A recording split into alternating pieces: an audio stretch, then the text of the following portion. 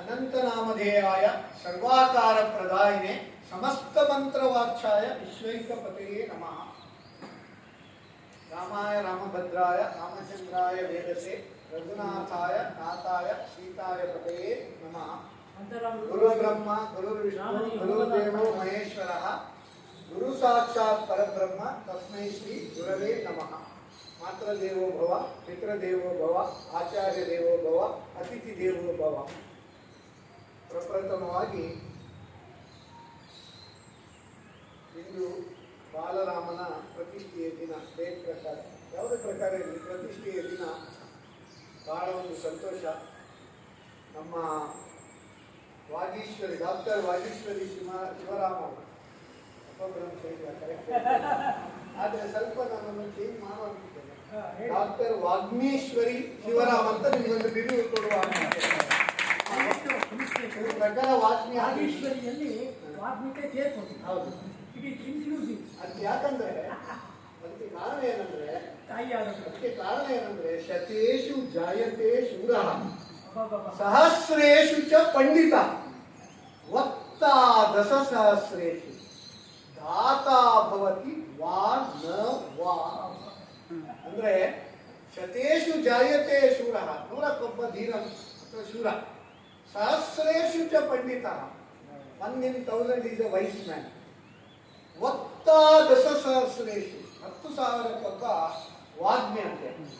ದಾತಾ ಭವತಿ ವಾ ನ ವಾ ಅಂತೇಳಿ, ಅಂದ್ರೆ ವಿರಳರಲ್ಲಿ ವಿರಳ ದಾನಿ ಅಂತೇಳಿ. ದಾನ ಅಂದ್ರೆ ನಮ್ಮ ತಲೆಯಲ್ಲಿ ಏನಂತ ಹೇಳಿದ್ರೆ ದುಡ್ಡು ಕೊಟ್ಟರೆ ಮಾತ್ರ ದಾನ. ಭೂದಾನ, ಗೋದಾನ ಎಲ್ಲ ದಾನಕ್ಕಿಂತ ಶ್ರೇಷ್ಠವಾದ ದಾನ ವಿದ್ಯಾದಾನ.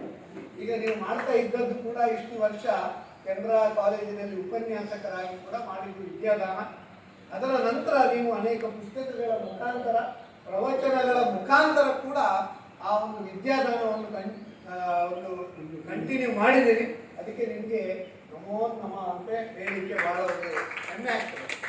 ರಾಜೇಂದ್ರ ಕಲ್ಪಾವಿ ಅವರು ನಮ್ಮ ಸನ್ಮಿತ್ರರು, ನಮ್ಮ ಬಿಸ್ನೆಸ್ ಟಾನಿಕ್. ಮೊನ್ನೆ ತ್ರಿಶತಕ ಮಾಡಿದೆವು ನಾವು. ಕೇವಲ 300 ಸಂಚಿಕೆ ಮಾತ್ರ ಆಗಿದೆ ಬಿಸ್ನೆಸ್ ಟಾನಿಕ್ ಅಂತ ಕಾರ್ಯಕ್ರಮ. ಆ ಬಿಸ್ನೆಸ್ ಟಾನಿಕ್ ಅಲ್ಲಿ ಮಧ್ಯೆ ಮಧ್ಯೆ ನಾವು ಆಧ್ಯಾತ್ಮಿಕ ಟಾನಿಕ್ ಕೂಡ ಮಾಡಿದ್ದೇವೆ. ನಿಮಗೆ ಆಶ್ಚರ್ಯ ಆಗ್ಬೋದು, ವೇದವ್ಯಾಸರ ಬಗ್ಗೆ ಕೂಡ ಒಂದು ಫುಲ್ ಕಾರ್ಯಕ್ರಮ ಮಾಡಿದ್ದೇವೆ. 1.5 ಗಂಟೆ ಕಾರ್ಯಕ್ರಮ ವಿತ್ ಕ್ವಶನ್ ಆನ್ಸರ್ ಲೈವ್. ಶಂಕರಾಚಾರ್ಯರ ಬಗ್ಗೆ ಕೂಡ ಮಾಡಿದ್ದೇವೆ. ನಮ್ಮ ಶಿಕಾರಿಪುರ ಕೃಷ್ಣಮೂರ್ತಿ ಅವರು ಬಂದಿದ್ದರು, ಇದಕ್ಕೆ ಹಸರಣ್ಣವರು ಬಂದಿದ್ದರು. ಯಾವುದಕ್ಕೆ ನಿಮ್ಮ ವೇದವ್ಯಾಸರ ಬಗ್ಗೆ, ಶಂಕರಾಚಾರ್ಯರ ಬಗ್ಗೆ ಮಾಡಿದ್ದೇವೆ. ಗೀತಾ ಸಾರ ಇನ್ ಡೈಲಿ ಲೈಫ್ ಅಂತೇಳಿ ಗೀತಾ ಜಯಂತಿಯ ಪ್ರಯುಕ್ತ 2 ಸ್ವಾಮೀಜಿಗಳಿಗೆ ಇಂಟರ್ವ್ಯೂ ಮಾಡಿದ್ದೇನೆ. ಒಂದು ನಮ್ಮ ಚಿನ್ಮಯ ಮಿಷನ್ ಸ್ವಾಮೀಜಿಯವರು ಮತ್ತೆ ಇಸ್ಕಾನ್ ಸ್ವಾಮೀಜಿಯವರಿಗೆ ಇಂಟರ್ವ್ಯೂ ಮಾಡಿದ್ದೇನೆ. ಅದೇ ರೀತಿ ನಮ್ಮ ರಾಜೇಂದ್ರ ಕಲ್ಬಾ ಅವರು ಕೂಡ ರೈನ್ ವಾಟರ್ ಹಾರ್ವೆಸ್ಟಿಂಗ್ ಅದರ ಬಗ್ಗೆ ಮತ್ತೆ ಬೇರೆ 2 ಸಾರಿ ಗೊತ್ತಿರ್ಬೇಕು ಅಲ್ವಾ. ರಾಜೇಂದ್ರ ಅಂದ್ರೆ ರಾಜಾಣಾಂ ಇಂದ್ರ ರಾಜೇಂದ್ರ ಅಂತೇಳಿ, ಅದಕ್ಕೆ ರಾಮ ಅಂತ ಹೇಳಿದ್ರಲ್ಲ, ರಾಮ ನಮ್ಮದು ವ್ಯಾಕರಣ ಅಲ್ಲ, ಅಲ್ಲ ಒಳ್ಳೇದು. ಯಾವುದು ಏನಿದ್ರು ರಾಜಾನಾಂ Indra Rajendra. ನಾನಂದ್ರೆ 8th 9th 10th ನಮಗೆ ದೇವರು ನಾರಾಯಣ ಹೆಗ್ಡೆ ಅಂತ ನಮಗೆ ಅಧ್ಯಾಪಕರು ದೇವರು ನಾರಾಯಣ ಹೆಗ್ಡೆ. ಹೌದು. ಆಮೇಲೆ first PUC, second PUC Venkataramana Adiga, ಆಮೇಲೆ ವಿವೇಕ ಜೂನಿಯರ್ ಕಾಲೇಜ್ ಕೋಟ, ಆಮೇಲೆ Bhandarkars college first BCom, second BCom Narasimhamurthy. ಹೌದು, ಅವರು ನಮಗೆ 3 ಜನ ಸಂಸ್ಕೃತಕ್ಕೆ ಗುರುಗಳು. ಅದೀಗ ಆಗಿ ಸಾಧಾರಣ 40 ವರ್ಷ ಆಗಿದೆ. ಆದರೂ ಈ ಸಂಸ್ಕೃತದ ಸೊಬಗು ಮತ್ತು ಸಂಸ್ಕೃತದ ಸೊಗಡು ಅದು ಇದು ಹೋಗಲಿಲ್ಲ. ಕಾರಣ ಏನಂದ್ರೆ ನಾನು ಅಲ್ಲಲ್ಲಿ ಪ್ರತಿಯೊಂದು ಕಡೆಯಲ್ಲಿ ಎಲ್ಲಿ ನಮ್ಮದು ಸ್ಪೀಚ್ ಉಂಟು, ನಾನು CA ಇನ್ಸ್ಟಿಟ್ಯೂಟಲ್ಲಿ ಚೇರ್ಮನ್ ಆಗಿರುವಾಗ ಕೂಡ ವೆಲ್ಕಮ್ ಸ್ಪೀಚ್ ಅಲ್ಲಿ ಮಾಡುವಾಗ ಕೂಡ ಪ್ರತಿಯೊಂದು ಸ್ಪೀಚಲ್ಲಿ 1 ಅಥವಾ 2 ಸಂಸ್ಕೃತ ಸುಭಾಷಿತಗಳ ಮುಖಾಂತರವೇ ನಾನೊಂದು ಮಾಡುವ ಒಂದು ಪರಿಪಾಠವನ್ನು ಇಟ್ಕೊಂಡಿದ್ದೆ. ನಾನು ಈ ಮಾತು ಯಾಕೆ ಹೇಳುವಂತ ಹೇಳಿದ್ರೆ, ನೋಡಿ, ಎಲ್ಲ ಧರ್ಮದವರು ಅವರವರ ಧರ್ಮ ಗ್ರಂಥದ ಬಗ್ಗೆ ತುಂಬ ಅಭಿಮಾನ ಇದೆ, ಅದನ್ನು ತಿಳ್ಕೊಂಡಿದ್ದಾರೆ. ಮತ್ತೆ ಅದನ್ನು ಅವರು ಅವರ ಮನೆಯಲ್ಲಿ ಇಡ್ತಾರೆ. ಕ್ರಿಶ್ಚಿಯನ್ ಅವರು ಬೈಬಲ್ ಇಟ್ಕೊಳ್ತಾರೆ, ಮುಸ್ಲಿಮರು ಕುರಾನ್ ಇಟ್ಕೊಳ್ತಾರೆ. ಅದನ್ನು ಎಷ್ಟು ಪರಿಪಾಲನೆ ಮಾಡ್ತಾರೆ ಅಂದ್ರೆ ಚರ್ಚಲ್ಲಿ ಹೇಳಿದ್ದ ಪ್ರಕಾರವೇ ನಡೀತಾರೆ. ಇಲ್ಲಿ ಕೂಡ ಮಸೀದಿಯಲ್ಲಿ ಹೇಳಿದ ಪ್ರಕಾರ. ನಮ್ಮಲ್ಲಿ ಮಾತ್ರ ಯಾರಾದರೂ ಹೇಳಿದ ಕೂಡಲೇ ಅಲ್ಲಿ ನಮ್ಮದು ವ್ಯತಿರಿಕ್ತ ಒಂದು ಇದು ಬರ್ತದೆ. ಈಗ ಮೊನ್ನೆ ನಮ್ಮ ರಾಮನ ಒಂದು ಪ್ರತಿಷ್ಠಾಪನೆ ಪ್ರಾರ್ಥನೆ ಕೂಡ ನಮ್ಮ ಶಂಕರಾಚಾರ್ಯ ಪೀಠದ ಸ್ವಾಮೀಜಿಯವರು ಅಪಭ್ರಂಶ ಹೇಳಿದರು. ನಮ್ಮದರಲ್ಲಿ ಪ್ರಾಬ್ಲಮ್ ಏನಂತ ಹೇಳಿದ್ರೆ we don't meet each other. ಈ ಗೀತಾ ಸಾರ ಇನ್ ಡೈಲಿ ಲೈಫ್ ಅದರ ಬಗ್ಗೆ ಇರುವಾಗ ನಾನು ಅವರಿಗೆ ಒಂದು ಕ್ವಶನ್ ಕೇಳಿದೆ. ಸ್ವಾಮಿ ನಮ್ಮ ಇವರು ಇದ್ದಾರೆ, ಯಾರು ನಮ್ಮ ರಾಮಕೃಷ್ಣ ತಪೋವನದ ಆಶ್ರಮದ ಸ್ವಾಮೀಜಿಯವರು ಕೂಡ ಒಂದು ಕಾರ್ಯಕ್ರಮದಲ್ಲಿ ಬಂದಿದ್ದರು. ಆವಾಗ ನಾವು ವಿವೇಕ ಚೈತನ್ಯಾನಂದ ಸ್ವಾಮೀಜಿಯವರು ಅವರು ಪೂರ್ವಾಶ್ರಮದಲ್ಲಿ ಚಾಟ ಹಾಕೊಂಡಿದ್ದರು. ಅವರಿಗೆ ನಾನೊಂದು ಪ್ರಶ್ನೆ ಕೇಳಿದೆ. ಎಲ್ಲ ಕಡೆಯಲ್ಲಿ ರೂಟ್ ಕರೆಕ್ಟ್ ಕ್ಲಿಯರ್ ಉಂಟು, ಅದೇ ರೂಟಲ್ಲಿ ಹೋಗ್ತಾರೆ. ನಮ್ಮ ಹಿಂದೂಯಿಸಮ್ ಅಲ್ಲಿ ಆಚೆ ಉಪನಿಷತ್ತು, ಭಾಗವತ, ಮಹಾಭಾರತ, ಈಚೆ ಭಗವದ್ಗೀತೆ, ಅನೇಕ ಗ್ರಂಥಗಳಿದ್ದು ಕನ್ಫ್ಯೂಷನ್, ಯಾವ ದಾರಿಯಲ್ಲಿ ಹೋಗ್ಬೇಕಂತ.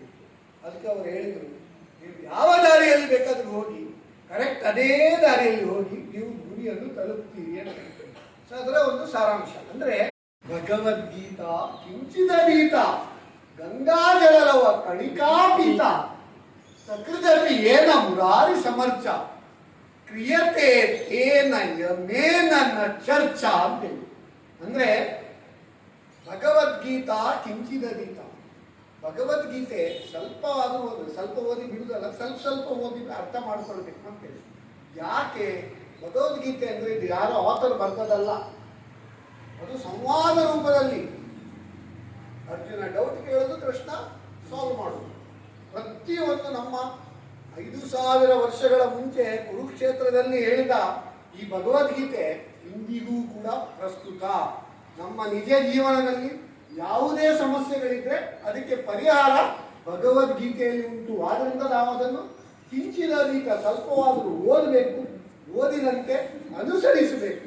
ಹೇಳ್ತೇವೆ ನೋಡಿ, ಶ್ರವಣಂ ಮನನಂ ನಿಧಿಧ್ಯಾಸನಂ ಆವಾಗಲೇ ಸಾಕ್ಷಾತ್ಕಾರಂ. ಶ್ರವಣಂ ಹೇಳ್ಬೇಕು, ಮನನಂ ಅರ್ಥ ಮಾಡ್ಕೊಳ್ಬೇಕು, ಮನದಟ್ಟು ಮಾಡ್ಕೊಳ್ಬೇಕು, ನಿಧಿಧ್ಯಾಸನಂ ಅದನ್ನು ನಾವು ಇನ್ನೂ ಜಾಸ್ತಿ ಇಂಪ್ರೂವೈಸ್ ಕೂಡ ಮಾಡ್ಬೋದು. ಆವಾಗ ಸಾಕ್ಷಾತ್ಕಾರ, ಯಾವುದೇ ಒಂದು ವಿಷಯ ನಮಗೆ ಒಲಿಯುತ್ತದೆ ಅಂತ ಹೇಳ್ತಾರೆ. ಸಾಕ್ಷಾತ್ಕಾರ ಹೀಗೆ ಆಗುವುದಿಲ್ಲ. ಮರಳಿ ಯತ್ನವ ಮಾಡು ಧೃತಿ ಕಡೆದೆ ಅಂತ ಹೇಳ್ತಾರೆ ನೋಡಿ, ಹಾಗೆ. ಅದಕ್ಕೆ ಹೇಗೆ ನಾವು ಜೀವನದಲ್ಲಿ 4 ಸ್ತರದಲ್ಲಿ ಕಲಿಬಹುದಂತೆ. ಯಾವ ರೀತಿಯಲ್ಲಿ ನಾವು ಕಲಿಕೆಯನ್ನು ಮಾಡಬಹುದು? ಪ್ರಥಮೇ ನಾರ್ಜಿತಾ ವಿದ್ಯಾ, ಪ್ರಥಮೇ ನಾರ್ಜಿತಾ ವಿದ್ಯಾ, ದ್ವಿತೀಯೇ ನಾರ್ಜಿತಂ ಧನಂ, ತೃತೀಯೇ ನಾರ್ಜಿತಂ ಪುಣ್ಯಂ, ಚತುರ್ಥೇ ಕಿಂ ಕರಿಷ್ಯತಿ. ಅಂದ್ರೆ ಪ್ರಥಮೇ ನಾರ್ಜಿತಾ ವಿದ್ಯಾ, ನಮಗೆ 100 ವರ್ಷ ಆಯುಷ್ಯ ಅಂತಿದ್ರೆ ಶತಮಾನಂ ಭವತಿ ಶತಾಯು ಅಂತೇಳಿ ನಮ್ಮ ಪುರೋಹಿತರೆಲ್ಲ ಆಶೀರ್ವಾದ ಕೊಡ್ತಾರೆ. ಅದು ವಾಕ್ಯಲ್ಲಿ ರಾಂಗ್. ಶತಮಾನಂ ಭವತಿ ಶತಾಯು ಕೊಡಬಾರ್ದು. ಚೈನೀಸ್ ಪ್ರವರ್ ಹೇಳ್ತಾರೆ, you should live long as you have good health, you should have good health as long as you live ಅಂತ. ಪ್ರಾಕ್ಟಿಕಲ್ ಅದನ್ನು ನಾವು ಹೇಳ್ಬೇಕು. ಪ್ರಥಮೇ ನಾರ್ಜಿತಾ ವಿದ್ಯಾ, ಪ್ರಥಮ ಒಂದು 25 ವರ್ಷದಲ್ಲಿ ಎಷ್ಟು ಸಾಧ್ಯ ಉಂಟು ನಾವು ವಿದ್ಯೆಯನ್ನು ಕಲಿಬೇಕಂತೆ. ದ್ವಿತೀಯೇ ನಾರ್ಜಿತಂ ಧನಂ, ಎರಡನೇ ಭಾಗದಲ್ಲಿ 25ರಿಂದ 50 ವರ್ಷ ಪ್ರಥಮ ಭಾಗದಲ್ಲಿ ಕಲಿತ ವಿದ್ಯೆಯಿಂದ ಎಷ್ಟು ಸಾಧ್ಯ ಉಂಟು ಅಷ್ಟು ಧನ ಸಂಪಾದನೆ ಮಾಡಬೇಕು.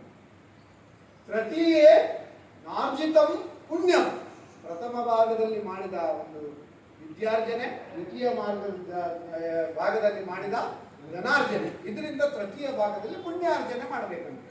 ಅದು ಹೇಗೆ ಮಾಡಬೇಕು? ಅದನ್ನು ನಾವು ಯೂಸ್ ಮಾಡಬೇಕು. ಆವಾಗ ಮಾತ್ರ.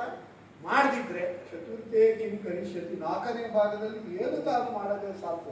ಅದಕ್ಕೆ ನಾನು ಹೇಳಿದೆ 4 ವಿಧದಲ್ಲಿ ಕಲಿಬಹುದು ಅಂತ ಹೇಳಿ.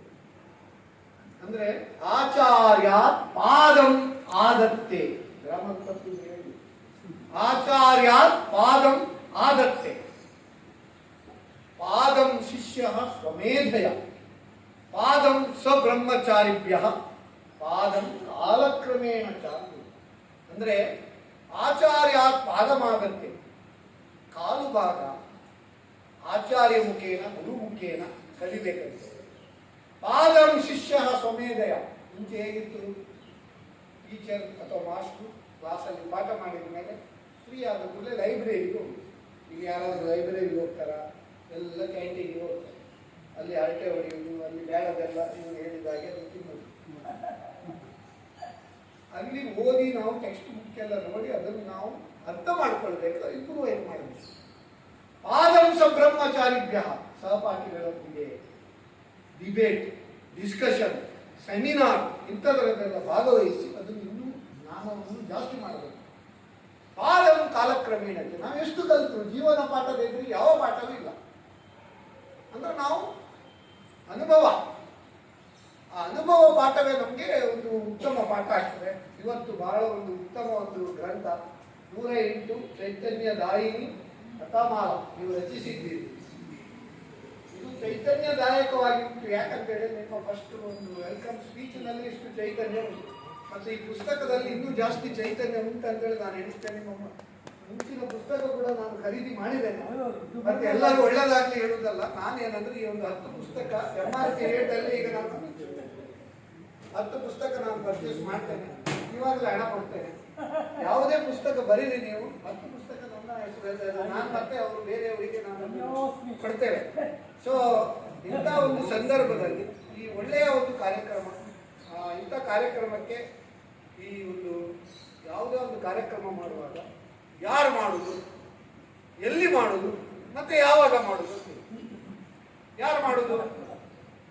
ಡಾಕ್ಟರ್ ವಾಗ್ಮೀಶ್ವರಿ ಶಿವರಾಮ್.